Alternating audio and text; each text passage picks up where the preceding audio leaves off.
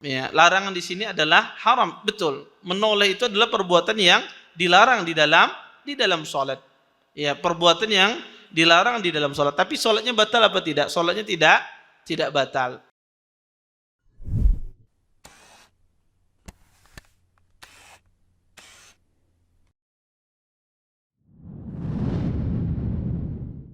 Assalamualaikum warahmatullahi wabarakatuh. Innal hamdalillah nahmaduhu wa nasta'inuhu wa nastaghfiruh wa na'udzu billahi min shururi anfusina wa min sayyiati a'malina. May yahdihillahu fala mudilla lahu wa may yudlil fala hadiya lahu. Asyhadu an la ilaha illallah wahdahu la syarika lahu wa asyhadu anna Muhammadan abduhu wa rasuluh. Fa inna asdaqal hadits kitabullah wa khairul hadi hadi Muhammadin sallallahu alaihi wasallam wa syarrul umuri muhdatsatuha wa kullu muhdatsatin fid dini bid'ah wa kullu bid'atin dhalalah wa kullu dhalalatin fin nar. Amma ba'd. Bapak-bapak, ibu-ibu, ikhwan dan akhwat yang dimuliakan oleh Allah Subhanahu wa taala. Alhamdulillah, segala puji bagi Allah Subhanahu wa taala dengan limpahan nikmat yang begitu besar, di antaranya nikmat iman, nikmat Islam, nikmat kesehatan, sehingga kita semua diberikan kemudahan oleh Allah Subhanahu wa taala untuk bisa berhadir majelis ilmu. Mudah-mudahan apa yang kita pelajari, apa yang kita tuntut pada malam hari ini mendatangkan keberkahan dari Allah Subhanahu wa taala dan kita bisa mengambil manfaat dari apa yang akan disampaikan nantinya. Bapak Ibu, kita lanjutkan kajian kita tentang syarah kitab Asal Sifatus Shalah karya Syekh Muhammad Nasiruddin Al-Albani. Beliau berkata, beliau membawakan di sini beberapa hadis, kata beliau. Setelah sebelumnya beliau menyebutkan hadis-hadis tentang larangan melihat ke arah atas. Kemudian di sini beliau membawakan hadis Nabi SAW. Kata Syekh Albani rahimahullahu taala, beliau mengatakan, "Fa idza shallaitum fala taltafitu fa innallaha yansubu wajhahu liwajhi abdihi fi salatihi ma lam yaltafit." Syekh Albani membawakan hadis Nabi SAW bersabda, kata Rasulullah, jika salah satu di antara kalian salat, maka jangan sekali-kali dia menoleh atau melihat ke arah kiri dan ke arah kanan, karena Allah telah menghadapkan wajahnya kepada seorang hamba yang sedang salat selama hamba itu tidak memalingkan wajahnya ke arah kiri atau ke kanan. Kemudian juga Nabi SAW bersabda, wa qala aidan, kata Syekh, an talaffut, dan Nabi juga berkata dan Nabi juga bersabda, kata Syekh, tentang masalah menoleh ke arah kiri dan kanan. Sabda Nabi SAW, ikhtilasun yakhtalisu syaitan min salatil abdi. Kata Nabi, menoleh ke kiri ke kanan adalah colekan atau tipuan syaitan yang dilakukannya dari hamba yang sedang salat. Dan juga Nabi SAW bersabda, la yazalullah muqbilan 'alal 'abdi fi salatihi ma lam yaltafit fa idza sarafa wajhahu insarafa anhu. Kata Rasulullah, Allah senantiasa menghadapkan wajahnya kepada hamba yang sedang salat selama hamba itu tidak menoleh ke kiri atau ke kanan. Apabila hamba itu menoleh ke kiri dan ke kanan, maka Allah pun memalingkan wajahnya dari hamba tersebut. Bapak, Ibu, ikhwan dan akhwat yang dimuliakan oleh Allah Subhanahu wa taala, di sini beliau membawakan beberapa hadis yang berkaitan tentang masalah iltifat. Iltifat itu adalah menoleh ke arah kiri dan ke kanan. Hadis yang pertama adalah larangan dari Nabi SAW seseorang itu menoleh ke kiri dan ke kanan. Para ulama rahimahullahu taala menoleh ke kiri dan ke kanan, yaitu iltifat, kata para ulama hukumnya bermacam-macam. Pada asalnya hukum iltifat itu menoleh ke kiri dan ke kanan itu hukumnya makruh. Dan dia bisa membatalkan salat seseorang kalau seandainya posisi tubuhnya tidak lagi menghadap ke arah kiblat. Oleh karena itu para ulama mengatakan menoleh di dalam salat itu ada 3 macam. Pertama adalah seseorang menoleh dengan badannya yang menyelisih kiblat. Kadang ada orang menoleh kemudian tubuhnya tidak menghadap kiblat lagi. Kalau noleh semacam ini maka ini adalah menoleh yang batal, melirik yang batal. Yang kedua adalah menoleh tidak memalingkan wajahnya, tidak memalingkan badannya dari kiblat. Cuma hanya kepalanya saja kanan kiri ya, pelengok ke sana kemari. Maka ini hukumnya makruh kalau tidak ada hajat. Maka ini hukumnya makruh. Kemudian yang ketiga adalah seseorang menoleh hatinya. Hatinya tidak khusyuk kepada Allah Subhanahu wa taala. Hati tidak khusyuk ini ada dua macam. Ada seseorang yang di dalam salatnya dibisiki oleh syaitan waswas. Orang yang waswas itu juga menoleh di dalam hati. Hatinya melirik ke arah pembicaraan syaitan. Para ulama khilaf, orang yang waswas ini batal tidak salatnya. Khilaf di kalangan para ulama. Maka yang betul adalah tidak batal. Tetapi itu adalah tipu daya syaitan. Untuk apa? Untuk mengurangi nilai salatnya hamba. Makanya orang waswas itu, dia kenapa mengulang? Dia merasa salatnya tidak sempurna. Pada hakikatnya dia sendiri mengurangi pahala kesempurnaan salatnya. Karena ditipu daya oleh syaitan. Yang kedua adalah menoleh hati, bukan waswas, tapi adalah tidak khusyuk di dalam salatnya. Mengingat-ingat sebelum salat. Ya, mengingat ada yang di rumah, mengingat ya dagangannya, ya mengingat pekerjaannya dan seterusnya. Maka ini adalah iltifat yang dilarang di dalam salat. Kemudian di dalam hadis itu disebutkan fa innallaha yansubu wajhahu liwajhi abdi. Sesungguhnya Allah menghadapkan wajahnya kepada seorang hamba selama dia tidak berpaling. Ini menetapkan bagi Allah itu memiliki wajah. Kita wajib menetapkan Allah sebagaimana Allah menetapkan dirinya dengan kesempurnaan Allah Subhanahu wa taala. Bukan berarti ketika kita menetapkan wajah bagi Allah, wajah Allah seperti manusia. Itu keliru. Tidak mesti nama yang sama, sifatnya sama, bentuknya sama. Makanya itu tentu sesuatu yang berbeda. Di dunia saja ada hal yang sama tapi berbeda. Ya, tangan kucing dengan tangan manusia sudah berbeda. Ya, bagaimana dengan manusia dengan Allah Subhanahu wa taala. Maka kita tidak boleh kalau ada nama atau ada sifat-sifat Allah tidak boleh kita takwil. Ya, takwil itu melencengkan dari makna hakikatnya. Dan juga tidak boleh kita mentashbih, memisalkan Allah dengan makhluk. Kalau kita katakan wajah Allah seperti wajah makhluk, ini perkataan kufur. Dan ini syirik. Ini syirik, namanya syirik di dalam sifat Allah, asma was sifat. Kalau ada orang mengatakan tangan Allah seperti tangan makhluk, ini kufur.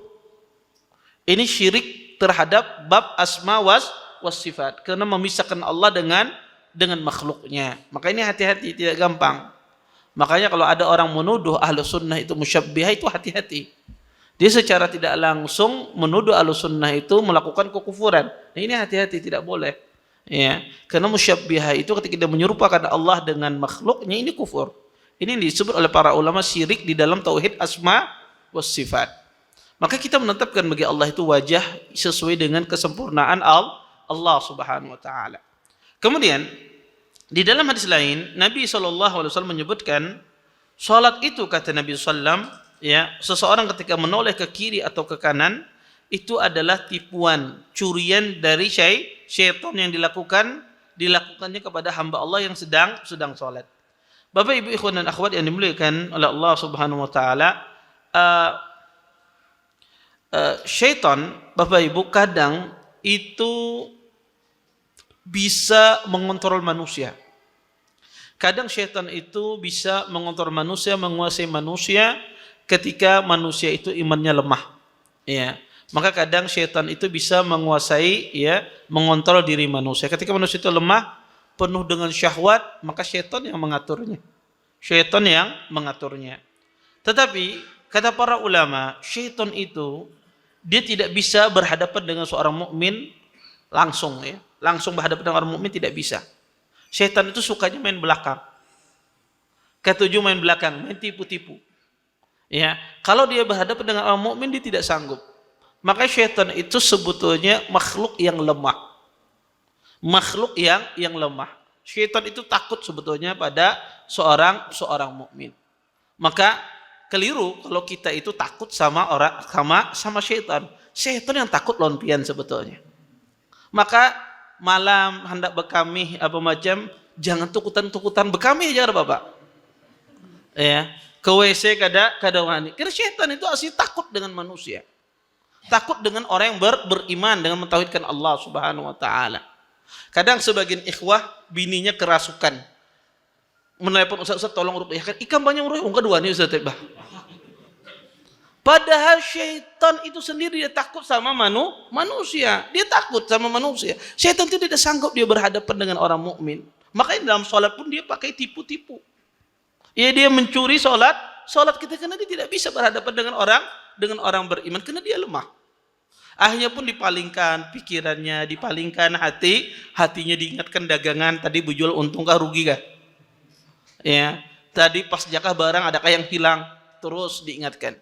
Maka dengan cara itu dia tidak bisa langsung mengganggu. Kemudian Bapak Ibu ikhwan dan akhwat yang dimuliakan Allah Subhanahu wa taala, hadis ini kata Nabi, ikhtilasun yakhtalisu syaitan min salatil abdi. Ini menunjukkan bahwasanya kita dilarang oleh Nabi sallallahu alaihi wasallam untuk memalingkan ya menoleh ke kiri dan kanan di waktu salat. Kenapa dilarang oleh Nabi sallallahu alaihi wasallam? Maka asalnya ini larangan. Ya, para ulama larangan ini makruh apa haram? Sebagian ahlu ilmu mengatakan larangan di sini adalah haram. Ya, larangan di sini adalah haram, betul. Menoleh itu adalah perbuatan yang dilarang di dalam salat. Ya, perbuatan yang dilarang di dalam salat. Tapi salatnya batal apa tidak? Salatnya tidak batal. Ya. Kenapa? Karena kita mengikuti perintah syaitan. Kalau ada orang sembahyangnya ke kanan ke kiri, berarti dia mentaati perintah syaitan, mentaati aduwullah, yang musuh Allah Subhanahu wa taala. Kemudian Bapak Ibu ikhwan dan akhwat yang dimuliakan oleh Allah Subhanahu wa taala, bukan berarti menoleh itu dilarang dalam segala hal, tidak. Dalam kondisi darurat diperbolehkan menoleh. Di dalam kondisi ada hajat, ibu-ibu takut anaknya terjadi apa-apa kemudian dia menoleh ke belakang misalnya dengan wajah badannya masih menghadap ke arah kiblat, maka tidak mengapa. Kalau ada darurat. Kalau tidak ada darurat, tidak ada hajat, maka ini tidak diperbolehkan di dalam Islam. Kemudian dan Nabi juga melarang, kata beliau, wa naha an salasin an nuqrati ka nuqratid dik wa iqa ka iqa'il kalbi wal tifati kal tifatis sa'lab. Dan juga Rasulullah sallallahu alaihi wasallam melarang pada 3 hal. Sujud ya dengan cepat kayak seekor ayam yang mematuk makanannya, dan duduk seperti duduknya anjing, ya. Kemudian menoleh seperti menolehnya musang. Maka di sini juga dilarang oleh Nabi SAW pada 3 hal. Pertama, seperti dilarang orang itu sholat seperti mematuk ayam. Ayam mematuk. Ayam kalau mematuk itu lambatkah, cepatkah? Adalah ayam mematuk, satu, diam. Ayam itu kalau mematuk apa? Cepat dia. Maksud Nabi SAW, Rasulullah ingin memisalkan orang sembah yang cepat, tidak tumakninah itu seperti ayam mematuk makanannya. Itu dilarang oleh Nabi SAW. Ya, orang tumakninah ya itu adalah meninggalkan rukun di dalam salat.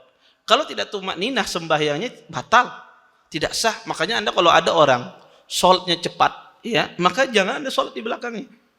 Kenapa? Karena dia meninggalkan rukun di dalam salat. Tentu tidak semua cepat itu tidak tumakninah. Cepat ada yang tumakninah, tapi yang saya bicarakan cepat yang tidak tumakninah. Maka cepat yang tidak tumakninah ini, pertama ya ini batal salatnya. Yang kedua ini menimbulkan mudarat. Menimbulkan mudarat pada badan orang. Kadang orang itu bertambah sakit pinggang. Saking cepatnya. Ruku belum bang ruku langsung duduk, langsung sujud. Iya. Kadang orang sakit pinggang berdahuluan. Iya. Maka menimbulkan mudarat. Selain dia meninggalkan rukun di dalam salat, menimbulkan mudarat dan tidak sah. Maka tidak perlu Anda salat di belakang imam semacam ini kalau dia meninggalkan rukun di dalam salat. Kemudian kata Nabi sallallahu alaihi wasallam, wa iqa ka iqa'il kalbi. Dan dilarang duduk seperti duduk anjing. Duduk anjing itu seperti duduk iftirash, seperti duduk iftirash, tetapi pantat kita ini duduk di tanah, duduk di lantai. Jadi kakinya berdiri berdua, ya. Kemudian pantatnya duduk di lantai. Coba, siapa yang bisa mempraktekkan? Coba ya, untuk praktek sana. Iya. Oke, duduk. Nah, itu iqa ka iqa al-kalb. Mungkin bisa di shot biar ibu-ibu bisa lihat. Ke sini, pin menghadap ke ulun sini. Nah, itu iqa ka iqa al-kalbi, duduk seperti duduknya anjing. Dan ini dilarang, ya. Dan ini dilarang. Sudahkah di syuting? Belum. Salah, belum. Ya, dan ini dilarang, ya, dan ini dilarang seperti duduk semacam ini dilarang di dalam salat. Kemudian juga dilarang ada seperti menoleh musang. Siapa menoleh musang? Menoleh musang itu biasanya kalau menoleh dia kayak gini. Kadang kayak gini, itu toleh musang. Ya, maka itu juga dilarang. Di sini Nabi SAW ingin menegaskan 3 hal ini dilarang. Makanya di dalam Islam apa saja yang menyerupai hewan, itu dilarang. Apalagi di dalam salat. Maka ketika di dalam salat, ya, kita menyerupai hewan itu dilarang oleh Nabi sallallahu alaihi wasallam. Ya. Termasuk tadi tidak tumakninah, yaitu menyerupai apa? Ayam mematuk, kata Nabi sallallahu alaihi wasallam. Ya, orang duduknya seperti duduk anjing itu juga dilarang. Dan menoleh seperti menoleh musang itu juga dilarang. Dan semuanya itu diharamkan. Ya. Kemudian Nabi SAW mengatakan, wa kana sallallahu alaihi wasallam yaqul, salli salata muwaddi'in ka'annaka tarah, fa in lam takun tarahu fa in kunta la tarahu fa innahu yarak. Salatlah engkau seperti salatnya seorang yang akan meninggalkan kehidupan dunia ini, ya, seolah-olah engkau melihatnya. Tapi jika seandainya engkau tidak bisa melihatnya, maka ketahuilah Allah Subhanahu wa taala melihatmu. Bapak Ibu ikhwan dan akhwat yang dimuliakan oleh Allah Subhanahu wa taala, di sini Nabi sallallahu alaihi wasallam ya menyuruh kita untuk salat seperti salat muwaddi'in, seperti salat seseorang meninggalkan kehidupan dunia. Bapak Ibu ikhwan dan akhwat yang dimuliakan oleh Allah Subhanahu wa taala, para ulama rahimahullahu taala mengatakan seseorang kalau dia salat seperti salat terakhir, maka menambahkan dia khusyuk di dalam salatnya. Orang kalau mau khusyuk, dia berusaha menjadikan salatnya adalah salat yang terakhir. Makanya kadang-kadang ada sebagian imam kadang menyebutkan ini sebelum sembahyang, sholli sholata muwaddi'in. Ya, kadang-kadang sebagian imam mengingatkan makmumnya demikian. Tetapi tentu hal semacam ini tidak boleh dilakukan sering-sering. Kalau sekali-kali, ya tidak mengapa. Kadang ada sebagian imam setiap sembahyang sering mengatakan sholli sholata muwaddi'in. Salatlah seperti salat perpisahan. Sering diingatkan berkali-kali, bahkan dijadikan kebiasaan. Ini tidak boleh. Kalau sekali-kali saja mengingatkan makmum, apa kelihatannya makmumnya ini adalah potongan pembisnis berataan. Ya kayaknya nih di kepalanya nih pikirannya dagang aja berataan. Boleh imam-imam ketika imam melihat ada hajah mengingatkan. Maka Nabi SAW menyuruh kita untuk khusyuk di dalam salat. Di antara cara khusyuk di dalam salat adalah menganggap ini adalah salat yang terakhir. Imam Ibnu Qayyim rahimahullahu taala beliau menyebutkan di dalam kitab beliau Al-Fawaid bagaimana agar orang itu bisa khusyuk di dalam salatnya. Di antaranya adalah hadis ini beliau bawakan bahwasanya salatlah salat yang terakhir. Kemudian juga beliau menyebutkan di antara yang bisa menjadikan kita khusyuk di dalam salat kita, kata beliau, adalah seseorang itu merealisasikan tauhid, merealisasikan ikhlas di dalam kehidupannya. Semakin besar orang itu mentauhidkan Allah, semakin besar dia ikhlasnya di dalam amal ibadah tersebut, semakin besar khusyuknya.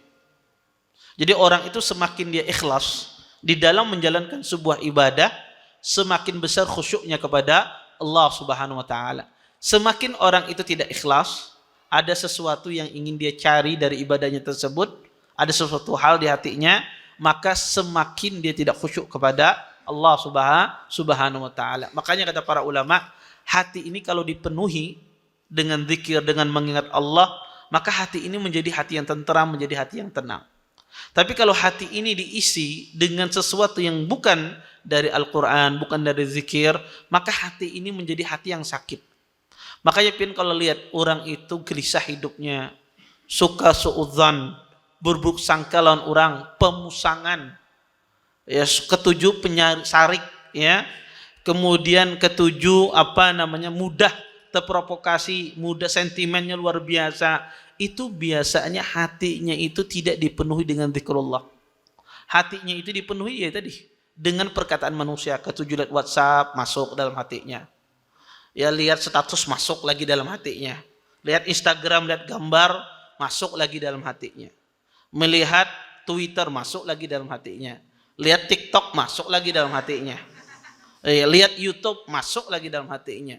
Maka semua hal-hal yang tidak bermanfaat masuk di dalam hatinya, sehingga hatinya sudah kering, sehingga tidak bisa mengontrol hatinya, tumbuh suudzon, berburuk sangka sama orang, ya tumbuh suka macam-macam, lisannya tidak bisa dia atur. Tapi beda, Anda lihat orang yang ketujuh mengaji, antum perhatikan, orang ketujuh mengaji, orang yang ketujuh sembahyang, sunnah pemacam, jarang mulutnya itu kasar, jarang lisannya itu menyambati orang, jarang. Kenapa? Karena dia tidak ada syahwat, tidak kepingin dia. Karena hatinya dikontrol dengan sesuatu dari Al-Quran, ya, hatinya luas. Ya, makanya penting ya, seseorang itu semakin banyak dia melihat dunia, semakin sempit hatinya sebetulnya.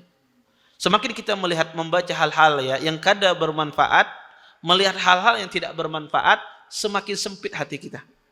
Ya, makanya kata Imam Ibnu Qayyim rahimahullah ta'ala, orang itu kalau mau dia lebih khusyuk kepada Allah, maka betul-betul dia mengikhlaskan ibadah tersebut kepada Allah subhanahu wa ta'ala. Di antara hal yang juga disebutkan oleh Imam Ibnu Qayyim rahimahullah ta'ala, bahwasanya kata beliau, di antara juga menjadikan orang itu ya dia tambah khusyuk kepada Allah, dia menghadirkan keagungan Allah. Allah berdiri di hadapannya, Allah melihatnya, menjadikan dia tambah khusyuk di dalam salatnya. Kemudian kata beliau, mempelajari ya apa-apa dari kandungan yang kita baca, ya dari ayat Quran yang kita baca, itu kata beliau salah satu menambah seseorang itu, menjadikan dia tambah khusyuk beribadah kepada Allah Subhanahu wa taala. Di dalam kitab Al-Fawaid beliau menyebutkan beraneka ragam cara agar seorang itu bisa khusyuk. Maka pian baca kitab Al-Fawaid punya Imam Ibnu Qayyim, itu sangat bagus sekali. Beliau menyebutkan bagaimana cara seseorang itu bisa khusyuk di dalam ibadahnya. Kemudian di sini dan Nabi SAW juga bersabda, kata Nabi SAW, ma min ri'im muslimin tahduru salatal maktubah fayahsunu wudu'uha wa khusyu'aha wa ruku'aha illa kanat kaffaratun lima qablaha minadh dhunubi ma lam yu'ti kabiratan wa dhalika ad-dahra kullah. Kata Nabi SAW, seorang muslim yang telah datang kepadanya waktu salat fardu, kemudian ia membaguskan waktunya, membaguskan wudunya, lalu salat dengan khusyuk, rukuk dengan sempurna, maka salat yang ia lakukan akan menjadi penebus dosa-dosa yang telah ia lakukan selama ia tidak melakukan dosa besar, dan hal itu berlaku setahun lamanya. Bapak, Ibu, ikhwan dan akhwat yang dimuliakan oleh Allah Subhanahu wa taala, di sini beliau juga membawakan hadis yang menjelaskan kepada kita agar kita ini bisa khusyuk di dalam salat. Tadi Syekh Albani menyebutkan ya, agar seorang itu bisa khusyuk dalam salat tidak banyak menoleh. Kemudian menjadikan salat yang terakhir. Kemudian beliau bawakan hadis juga agar orang itu bisa khusyuk di dalam salatnya. Apa itu? Kata beliau menyebutkan hadis Nabi SAW, seseorang ketika hadir waktu salat, wudunya dia baguskan. Itu membantu khusyuan di dalam salat. Membaguskan wudunya. Membaguskan wudu itu maksudnya apa? Dia berwudu sesuai dengan sunnah-sunnah wudu. Ya, dia bersiwak, kemudian melakukan sunnah-sunnah di dalam wudu. Maka itu membaguskan wudu. Kemudian membaguskan khusyuknya dia dan rukuknya dia, ya, membaguskan khusyuknya dia dan rukuknya dia baguskan lagi khusyuknya dan rukuknya. kecuali semuanya itu sebagai penghapus dosa. Dosa-dosa kita dihapuskan selama 1 tahun. Selama satu tahun. Ya subhanallah, dosa-dosa kecil itu dihapuskan selama 1 tahun. Kata para ulama, yang dihapuskan ini adalah dosa-dosa kecil. Dosa-dosa kecil itu apa? Mungkin sebagian orang banyak tidak tahu. Ya apa itu dosa kecil? Maka dosa kecil itu lawan dosa besar. Dosa besar itu apa, Ustaz? Dosa besar itu adalah dosa yang larangannya diperbesar oleh Allah, atau larangannya tersebut dianggap besar di dalam Islam. Maka itu dosa besar.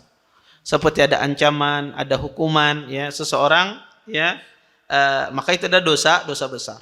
Dosa kecil itu seperti apa? Seperti seseorang melihat wajah wanita. Dia melihat wajah wanita, maka itu adalah dosa kecil. Atau seseorang membawa najis ke dalam masjid misalnya. Dia membawa najis, itu dosa kecil. Ya, maka dosa kecil itu selain dosa besar. Dosa besar itu adalah dosa yang disebutkan di dalam nas Al-Quran dan hadis yang Allah perbesar dosa tersebut ya. Ala wajhi ta'zim, bahwasanya yang melakukannya itu dianggap perbuatan yang besar. Ya, seperti seseorang membunuh, berzina, kemudian seperti seorang berdusta, berjanji tidak menepati dan seterusnya. Itu adalah bagian dari dosa besar. Dan Allah ampuni dosanya selama satu tahun. Dosa-dosa kecilnya. Dan para ulama mengatakan dosa kecil bisa berubah menjadi dosa besar ketika dosa kecil tersebut terus-menerus dilakukan. Jadi kalau dosa kecil itu berulang terus, dikerjakan berulang terus, dia berubah menjadi dosa besar.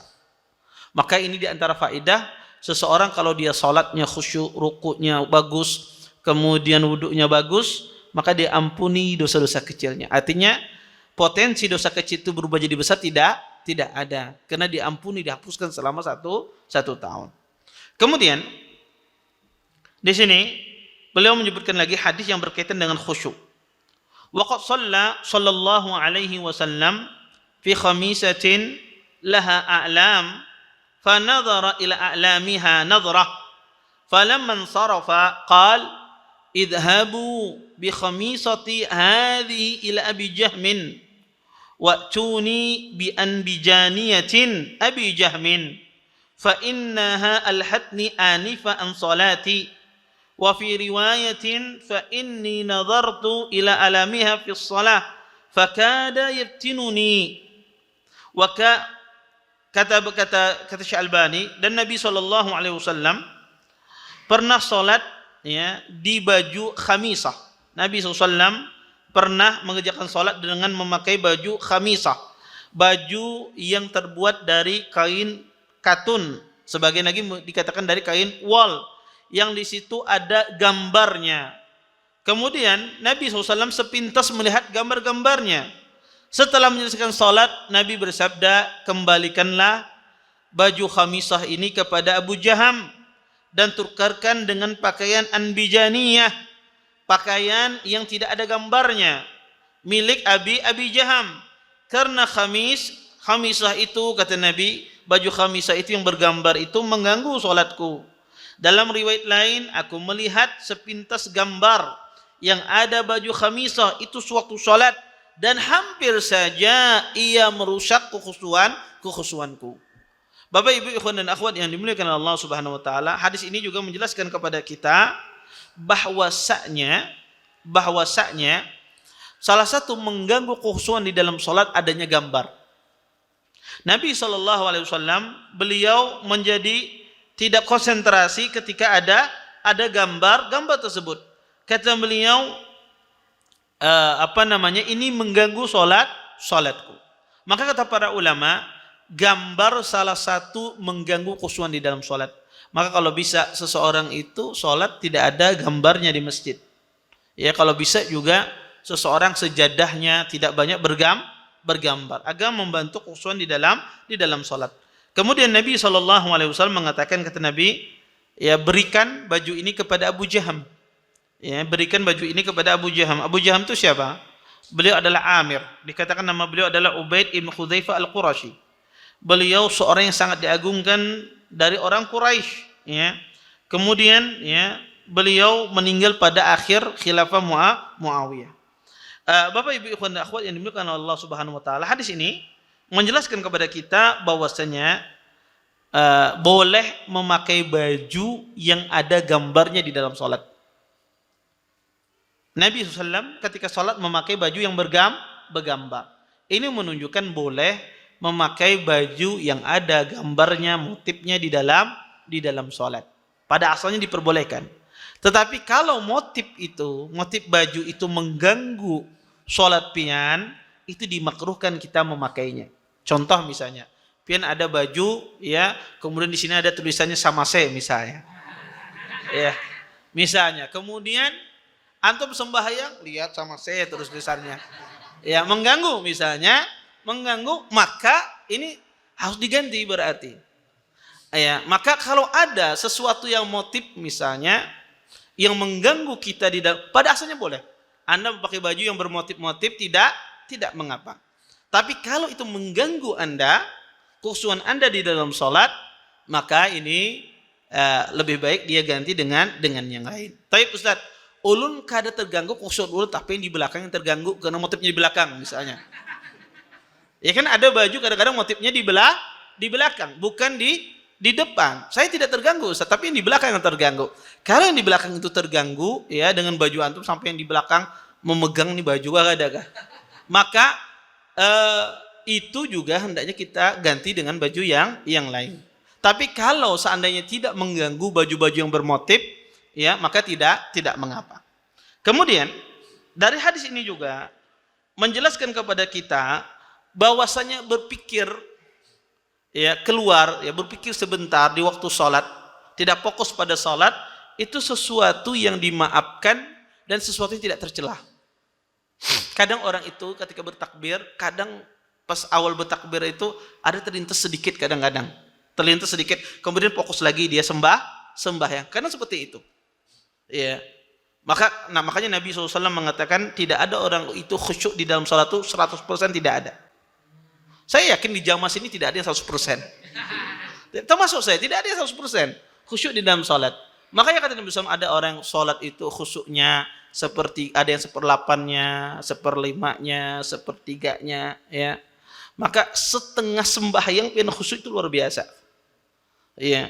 Maka kadang ada terlintas sedikit di benak kita ketika kita sembahyang, maka itu sesuatu yang dimaklumi. Tetapi itu menjadi tercela ketika itu sangat banyak di dalam sholat. Di sini Nabi SAW beliau terlintas hal yang lain. Makanya kata beliau al-hadni, ini melalaikanku di waktu sembahyang. Berarti beliau memikirkan sesuatu yang lain. Makanya Nabi minta suruh diganti. Ini menunjukkan bahwasanya kadang orang sembahyang itu ada sesuatu yang melintas di benaknya. Kalau itu sesuatu yang sedikit, itu dimaafkan di dalam Islam. Kemudian dalam hadis ini juga menunjukkan kita untuk bersegera meninggalkan apa saja yang melalaikan kita. Apa saja sifatnya yang melalaikan kita dari mengingat Allah Subhanahu wa taala di waktu sembahyang itu ditinggalkan, dijauhi. Sebagaimana Nabi SAW menjauhi di dalam hadis ini ketika beliau sholat, baju beliau, khamisah beliau ada gambarnya. Ya di sini terjemahan di sini disebutkan gambar penari, ya ini kurang tepat. Ya di sini disebutkan gambar penari tidak. Tapi khamisah itu baju yang bergaris-garis. Baju yang bermotif motif itu maksudnya, bukan gambar penari. Kalau gambar penari dari awal tidak dipakai oleh Nabi. Ya tidak dari awal tidak dipakai oleh Nabi SAW. Tapi yang tepat adalah terjemahannya adalah baju yang bermotif-motif. Ya bukan bergambar penari. Hasya wa kalla, Nabi memakai baju yang ada gambar penarinya. Ya. Maka Nabi SAW bersegera beliau ya jauhkan baju tersebut dari apa? Dari ketika beliau sholat. Beliau minta ganti dengan baju yang polos, tidak ada bergambar sama sekali. Kemudian Bapak Ibu ikhwan dan akhwat yang dimuliakan oleh Allah Subhanahu wa taala, di dalam hadis ini juga menjelaskan kepada kita agar kita disuruh khusyuk di dalam salat kita. Ya, seseorang diminta agar dia khusyuk di dalam salatnya, Jangan sampai dia tidak khusyuk di dalam salatnya. Maka dia berusaha ke arah-arah yang bisa membawa khusyuk di dalam salat. Kemudian kata Syekh, beliau membawakan juga hadis yang berkaitan dengan khusyuk di dalam salat.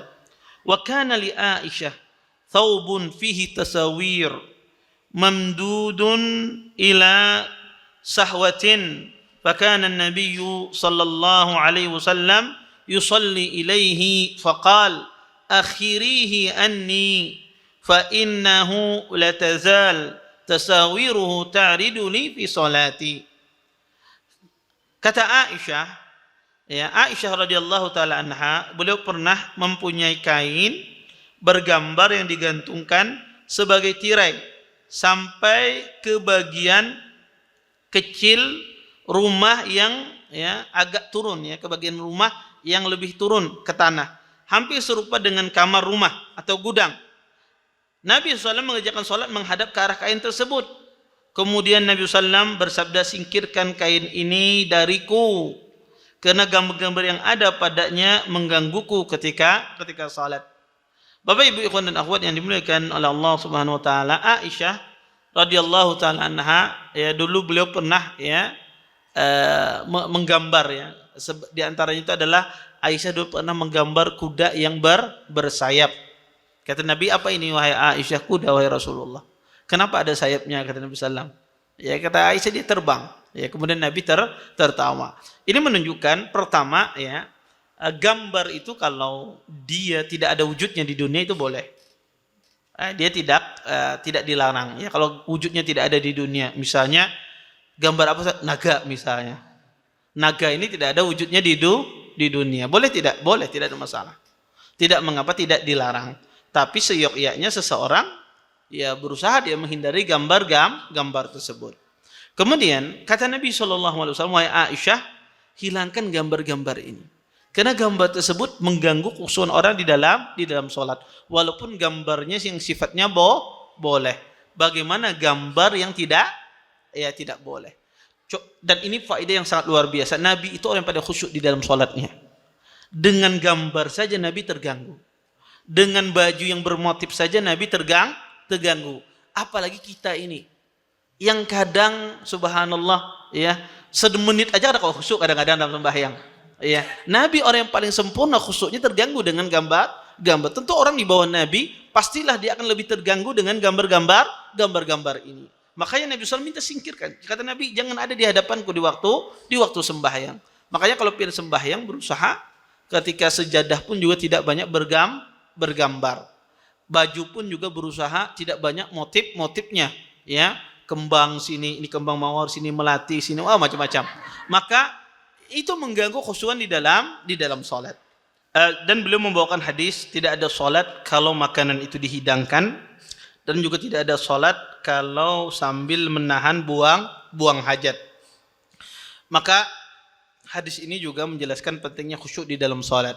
Di antara hal yang melalaikan kita dari salat kita adalah ketika makanan itu dihidangkan. Maka kalau makanan itu sudah siap disajikan, boleh seseorang itu tidak salat berjamaah kalau seandainya dia menyantap makanan tersebut habis waktu sembahyang. Maka boleh dia menyantap makanan terlebih dahulu, baru setelah itu dia melaksanakan salat. Kalau seandainya ketinggalan, maka dia tidak berdosa. Karena ini salah satu uzur meninggalkan salat berjamaah dengan syarat bahwasanya makanan itu sudah siap, dan juga bukan beristilah pas para maghrib nongkrong di warung, kemudian makan ya Ustadz, kalau sudah disiapkan boleh kita meninggalkan. Tidak, bukan bersengaja, kemudian sudah disiapkan. Dan para ulama mengatakan mana yang lebih afdal, dia sembahyang apa makan. Maka ini dilihat kondisi orang tersebut. Kalau kondisinya sangat terikat dengan makanan, kadakwa khusyuk. Kalau ada makanan di mukanya sudah kadakwa dia khusyuk di dalam sembahyangnya. Orang yang terikat semacam ini hatinya disuruh dia makan. Tapi ada sebagian orang dia tidak terpengaruh dengan makanan. Disajikan makanan di hadapannya kada terpengaruh dia. Kambing panggang, sate, enggak ada, Dia bisa dia konsentrasi, bisa dia khusyuk dalam salat. Maka afdalnya bagi orang ini dia sembahyang. Maka orang yang tidak terpengaruh dengan makanan, afdalnya dia salat. Dia menyempurnakan salatnya. Karena ada sebagian orang itu subhanallah dikasih makanan apa aja kada pengaruh. Karena kada kau makan, penyakit banyak. Ada sebagian orang itu. Ada orang itu diabetes, kolesterol ya, kompleks ya, penyakit kompleks. Kada kau makan dia. Dia kada ada yang cocoknya lawan inya makanannya. Jadi ada orang demikian tidak terpengaruh karena faktor penyakit. Ada sebagian orang yang terpengaruh. Kemudian juga tidak ada salat kalau menahan buang hajat. Baik itu hajat besar, buang air besar atau buang air kecil. Ini semuanya kalau Anda dikumandangkan iqamah, kemudian ingin buang air besar, buang air besar. Ingin buang air kecil, buang air kecil. Atau juga dalam hal ini adalah menahan angin. Maka kalau Anda di dalam sholat ingin buang angin, maka kentutkan saja, berwudu kembali. Tidak perlu ditahan-tahan. Kecuali ya sebentar, dia tahan sebentar, hilang. Ini tidak ada masalah, diteruskan sholatnya. Karena ada kadang-kadang cuma sekedar lewat saja. Diatur sedikit perutnya, hilang. Ya ada demikian. Ya, ada sebagian orang ahli dalam masalah ini. Dia atur dikit, hilang. Dia atur dikit, hilang. Nah itu tidak ada masalah. Teruskan sembahyangnya. Sempurnakan salatnya. Tapi ada sebagian orang itu, buang angin itu bersama dia terus. Dari awal rakaat sampai akhir. Sama dia terus. Maka orang semacam ini makruh. Kalau sampai dia tidak bisa khusyuk dalam salatnya, haram. Haram dia salat. Harus dia batalkan. Kenapa? Karena itu menghilangkan khusyuknya di dalam sembahyang. Maka kalau kita ada kentut atau buang angin, buang air kecil, buang hajat, buang air kecil, buang air besar yang mana mengganggu salat kita, maka selesaikan dulu. Karena dan ini tentu semuanya erat kaitannya dengan khusyuan. Bukan berarti ada buang air kecil tapi tidak mengganggu salatnya, ada juga. Orang ingin buang air kecil tapi tidak mengganggu khusyuk dalam salatnya. Bisa dia tahan. Ini gimana Ustaz? Sempurnakan salatnya. Tapi ada orang buang air kecil tidak bisa dia nahan. Ya, kakinya gerak-gerak. Maka disuruh dia apa? Selesaikan ya hajatnya. Maka ini dilihat. Hal tersebut mengganggu khusyuk dia apa tidak? Kalau mengganggu khusyuk dia, maka dia selesaikan buang hajatnya. Kalau tidak mengganggu khusyuknya, maka sempurnakan salatnya. Wallahu a'lam. Taib. Itu mungkin yang bisa ulun sampaikan. Mudah-mudahan bermanfaat pada pertemuan kali ini. Mungkin sisa waktu yang ada, kalau ada yang bertanya silahkan. Ya, taib. Ya.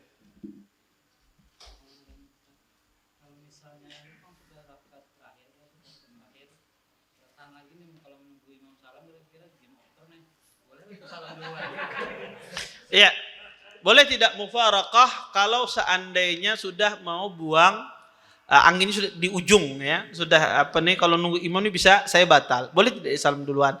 Itu suatu keadaan yang diperbolehkan mufarakah. Disebut oleh Syekh Utsaimin rahimahullahu taala, Syekh Saleh menyebutkan bahwasanya di antara keadaan yang boleh mufarakah dengan seorang imam ketika seorang imam di tasyahud akhir, kita di tasyahud akhir, tapi kalau kita menunggu imam kemungkinan besar kita batal salatnya, kemudian kita salam duluan, maka itu diperbolehkan. Dia tidak dikatakan salat berjamaah. Dia tidak dikatakan salat berjamaah, tapi insya Allah mudah-mudahan Allah ganjar dengan niatnya dia. Ya, Allah ganjar dengan niatnya dia. Wallahu a'lam. Taib.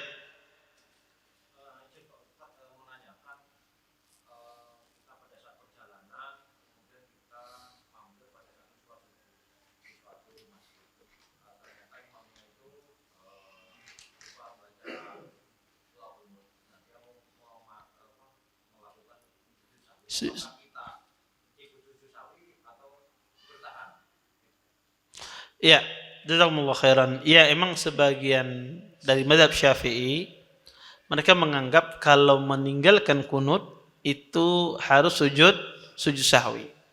Emang ada pendapat demikian di sebagian mazhab Syafi'i. Taib. Kalau imamnya sujud sahwi, apakah kita ikut?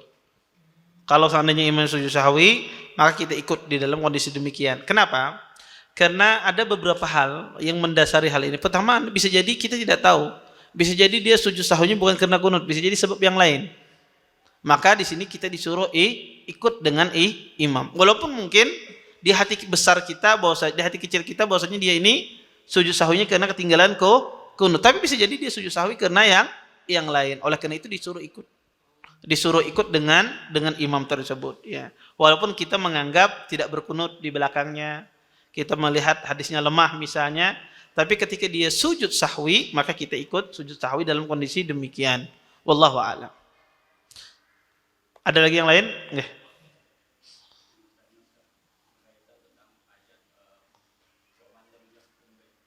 Wa man lam yahkum bima anzalallah.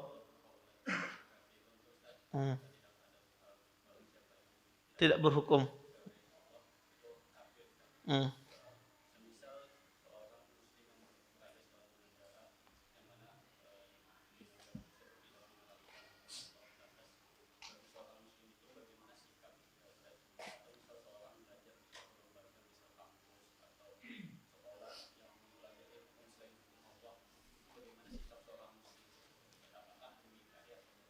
Baik.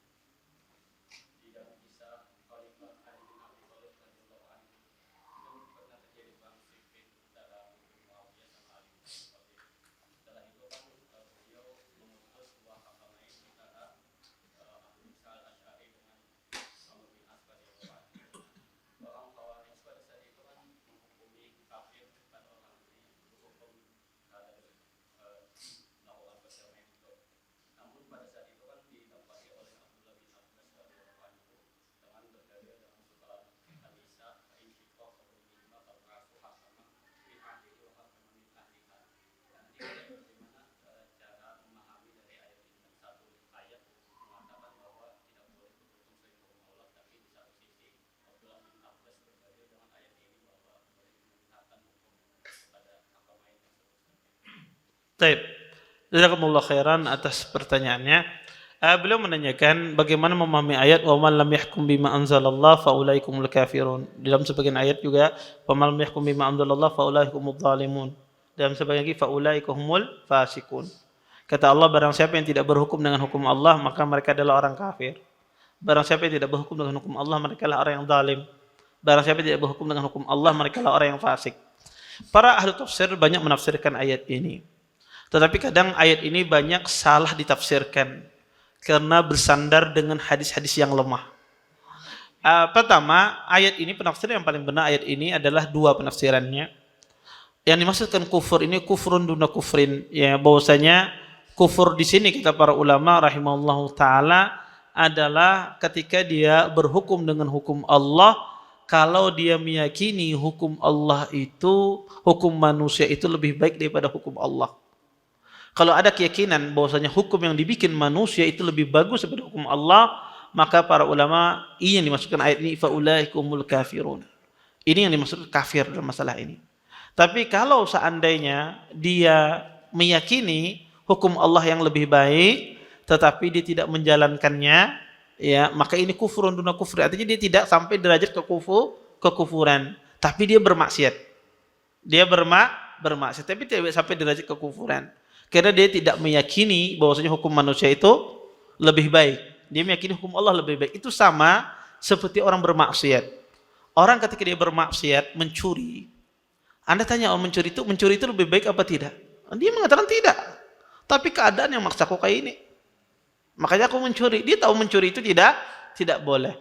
Maka selama dia meyakini bahwasanya hukum Allah itu lebih baik daripada hukum manusia, maka dia tidak sampai derajat kepada kekufuran.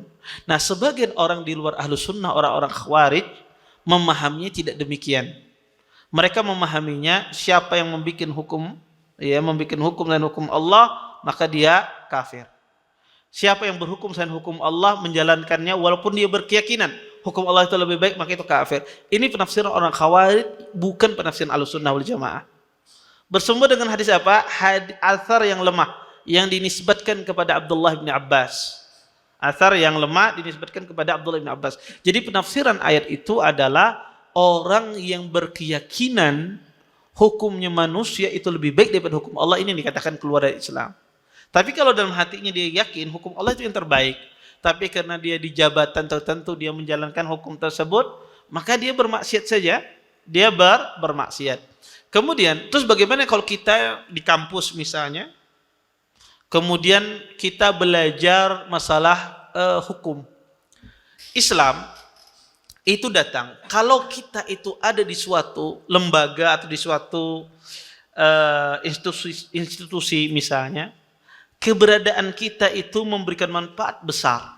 Walaupun institusi itu misalnya sesuatu yang tidak diperbolehkan, tapi adanya kita di sana mengurangi mudarat yang ada, maka itu tidak menjadi haram. Itu yang diminta dalam Islam. Saya kasih contoh misalnya. Keberadaan Anda misalnya, keberadaan Anda di suatu lembaga yang di situ mungkin banyak dia membuat aturan-aturan yang bertentangan dengan syariat Islam. Adanya Anda di sana, banyak hal-hal yang sesuai dengan syariat Islam. Anda punya peranan di sana. Banyak hal-hal yang sesuai dengan syariat Islam. Keberadaan Anda di sini itu disyukuri. Bahkan Anda mendapatkan pahala. Kenapa? Karena Anda mengurangi mudarat yang ada. Sama seperti seorang mungkin bekerja di bank dia. Dia bekerja di bank. Tapi keberadaan dia di bank tersebut, dia menjadikan regulasi di bank itu sesuai dengan syariah. Walaupun mungkin ada masih regulasinya misalnya tidak sesuai dengan syariah. Tapi adanya dia, banyak yang halnya tadi, yang 100% tidak sesuai dengan syariah, ada dia 50% berubah menjadi syariah. Ini tidak ada masalah. Bahkan dia bekerja di sana, bahkan dia menjadi boleh. Karena keberadaan dia mengurangi mudarat. Ya, keberadaan dia. Ini kalau dia punya peranan. Kalau nyaka bisi peranan, tekutan dia kadang-kadang boleh. Kan ada orang insya Allah kau berperan padahal berperannya kan kawat. Ada cuma cita-cita. Tapi kalau dia ada peran, dia punya jabatan tertentu, menjalankan kebijakan ya semisalnya, maka kebijakan dia sesuai dengan syariat Islam, maka jangan dia keluar teruskan. Yang asalnya 100 berkurang 50 berkurang 20, yang akhirnya menjadi 100 karena adanya dia menghilangkan mudarat. Islam mendukung demikian. Ya, karena tujuan Islam itu menghilangkan mudarat. Kemudian yang kedua, orang-orang Khawarij, ya, Ali dan Muawiyah radhiyallahu taala anhuma tidak berhukum kecuali berhukum Allah. Orang Khawarij yang menganggapnya tidak berhukum dengan hukum Allah. Mereka tidak bertentangan. Khawarij yang menyelisihi ayat-ayat suci Al-Qur'anul Karim karena kedangkalan pemahaman mereka. Makanya Nabi mensifati mereka sufahaul ahlam. Anak-anak muda yang tidak pandai, bodoh kata Nabi sallallahu alaihi wasallam. Ya, usianya masih belia, kemudian dia tidak menguasai ilmu agama karena dibarengi dengan mental, dengan semangat yang membara. Maka ini adalah salah satu syubhatnya orang Khawarij. Kadang-kadang mereka berdalil dengan ayat tersebut untuk mengkafirkan seorang hakim, seorang pemimpin, ya, oh ini pemimpinnya tidak berhukum Islam, ini keluar dari Islam, tidak perlu ditaati, boleh keluar. Ya, ini tidak boleh. Ini adalah pemikiran orang Khawarij berdalil dengan ayat tersebut. Maka kita katakan pemahamannya tidak demikian. Nah, Ali dan Muawiyah kita jadi perang Siffin. Ya, itu semuanya mereka berijtihad. Ali bin Abi Thalib melihat bahwasanya tidak bisa dihukum semua pembunuh Utsman kecuali daulah Islamiyah kuat. Muawiyah tidak. Muawiyah melihat hukum baru dirikan apa? Khalifah. Beda sudut pandang ijtihad. Yang kedua, beda sudut pandang bahwasanya Muawiyah minta dihukum semua yang membunuh Utsman, termasuk semua pemberontak tersebut. Adapun Ali tidak, yang dihukum adalah yang terlibat di dalam proses pembunuhan. Ya, terjadi beda khilaf sudut pandang, terjadi peperangan. Ya, antara Muawiyah dan Ali. Makanya kalau Anda baca buku-buku sirah, buku-buku tarikh, peperangan yang terjadi antara Muawiyah dengan Ali, ya, itu terjadi antara sahabat. Bahkan ada anaknya di kelompok Muawiyah, bapaknya di kelompok Ali. Malam mereka kopi, ya, sanda gurau, paginya berperang. Ya, disebutkan dalam sebagian, ya, jadi mereka berperang itu berperang karena Allah, bukan karena apa-apa. Dan mereka berhukum dengan hukum Allah. Orang Khawarij yang menganggapnya tidak berhukum dengan hukum Allah. Makanya didakwai oleh Abdullah bin Abbas. Makanya Ibnu Katsir, ya, di dalam kitab Bidayah wan Nihayah menyebutkan dialog antara Ibnu Abbas dengan Khawarij. Ya, maka di antara orang Khawarij itu separuhnya dia bertaubat. Sisanya diperangi oleh Ali. Makanya ketika Ali memerangi orang Khawarij, terdapat di antara mereka, karena Ali ini juga bimbang memerangi mereka. Karena mereka ini orang sholat, puasa, baca Quran, ya. Maka Ali pun bimbang. Tapi Ali yakin dia berada dalam keadaan kebenaran. Diperangi oleh Ali bin Abi Thalib. Makanya Ali minta cari satu orang, kata Ali, di antara mereka itu yang susunya seperti susu wanita. Ya, puting susunya seperti puting susu wanita besar. Karena orang itu pernah berkata kepada Nabi sallallahu alaihi wasallam, "I'dil ya Muhammad fa innaka la ta'dil." Berlaku adillah wahai Muhammad, sungguhnya engkau tidak adil di dalam rampasan perang. Kata Nabi, siapa yang lebih adil daripada aku kalau aku tidak adil, kata Rasulullah. Kemudian Nabi mengatakan akan keluar dari orang ini, ya, yamruquna minal Islam kama yamruquna sahm min ramiyah, akan keluar di kelompok orang ini, kelompok manusia yang mereka keluar dari Islam bagaikan anak panah keluar dari busurnya. Kemudian rawi mensifati dia memiliki tanda susunya seperti susu wanita.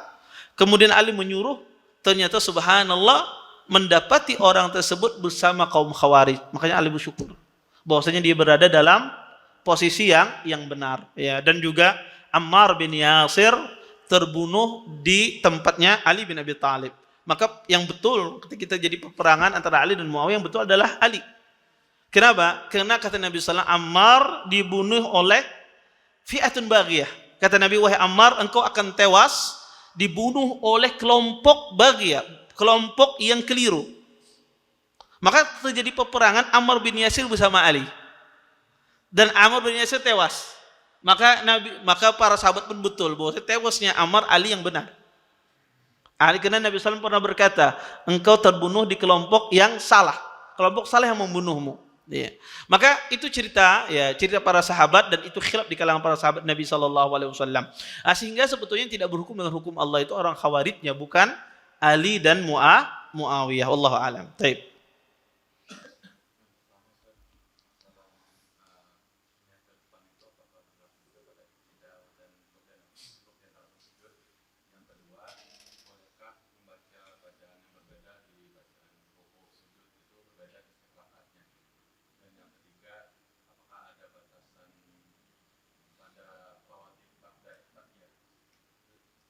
Ya, pertama sebetulnya nanti ada pembahasannya, melihat, ya. Kemarin kita melihat dalam posisi berdiri.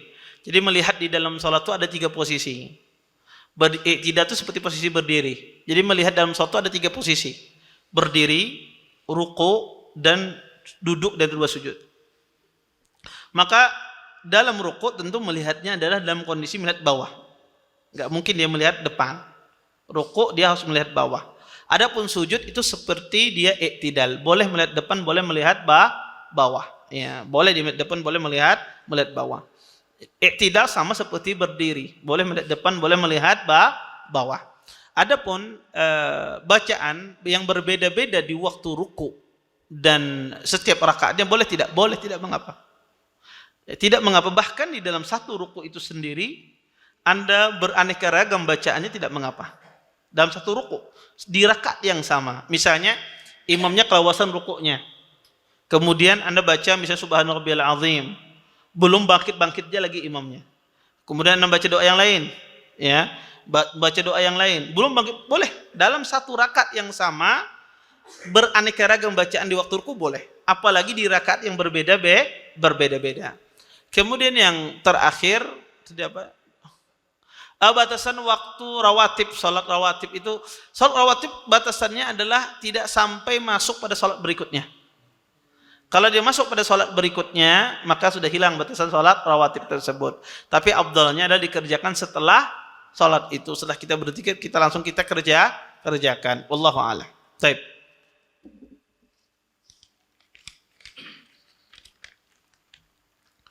Assalamualaikum warahmatullahi wabarakatuh. Ustaz, saya pernah sholat di suatu masjid, lalu di sana ada jamaah yang membawa anak sekitar umur 2 tahun. Di saat sholat, anak tersebut mondar-mandir di depan orang sholat. Pas di rakaat terakhir, saya halangi anak tersebut, dan tanpa sadar lisan saya mengucapkan istighfar.